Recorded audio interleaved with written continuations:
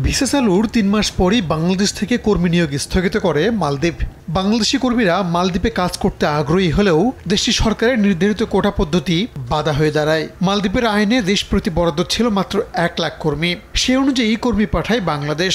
এবার কোটা পদ্ধতির পরিবর্তে নতুন নিয়মে বৈধ উপায়ে কর্মী নেবে দেশটি। থাকছে না কোনো নির্দিষ্ট সংখ্যার বাধা ধরা নিয়ম। প্রেসিডেন্ট মোহাম্মদ মুইজু দেশটির কর্মসংস্থান আইনের ৮ম সংশোধনীর অনুমোদন দিয়েছেন। নবগঠিত মন্ত্রিসভা কমিটি যাচাই বাছাই করে নিয়ম মেনে কর্মী নিয়োগ দেবে বলে সংশোধনীতে উল্লেখ করা আছে। বেতনের অনিয়মের পাশাপাশি কোম্পানিগুলো যেকোনো অবৈধ পন্থার সাহায্য নিলেই গুনতে হবে ৫০,০০০ রুপিয়া জরিমানা। আইন অমান্যকারী প্রতিষ্ঠান নতুন করে কর্মী নিয়োগ দিতে পারবে না। দেশটির বর্তমান সরকারের কোটা পদ্ধতি সংশোধনে পুনরায় আশার আলো দেখছেন প্রবাসীরা। ১ লক্ষ শ্রমিকের যে কোটা সিস্টেমটা ছিল সেটা রিসেন্টলি ওদের মন্ত্রণালয় উঠাই দিয়েছে। এখন ক্যাবিনেটের মাধ্যমে যে দেশে থেকে যতটুকু প্রয়োজন সেই শ্রমিক আনতে পারবে।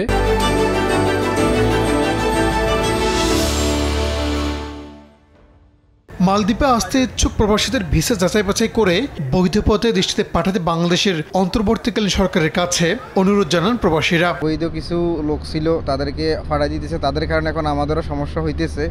তো আমি আসলে বর্তমানে আমাদের যে অন্তর্বর্তীকালে যে সরকার আছে তার কাছে আমরা রিকোয়েস্ট করব, মালদ্বীপে তারা কি বৈধভাবে আসতেছে না অবৈধভাবে বা ফ্রি ভিসা আসতেছে এগুলো যাচাই বাছাই করে যেন তাদেরকে পাঠানো হয়। মালদ্বীপে কাজের ভিসায় আসতে ইচ্ছুকদের দুই দেশের সরকারি নির্দেশনা মেনেই আসার পরামর্শ দিয়েছে দেশটিতে নিযুক্ত বাংলাদেশ হাই কমিশন। আমরা বাংলাদেশ থেকে যারা নতুনভাবে মালদ্বীপে কাজ করতে আসবেন অবশ্যই তারা সঠিকভাবে যাচাই বাছাই করে কোম্পানি সম্পর্কে খোঁজখবর নিয়ে এবং আপনার যে ভিসা সেটি যাচাই করে আমাদের বিএমইটি ক্লিয়ারেন্সে নিয়ে তারপরেই মালদ্বীপে আসবেন। কর্মসংস্থান আইনে সংশোধনীয় খসড়া তৈরির তারিখ থেকে ৩ মাসের মধ্যে সরকারি গেজেট প্রকাশ করে নতুন কর্মী নিয়োগের কথা বলা হয়েছে।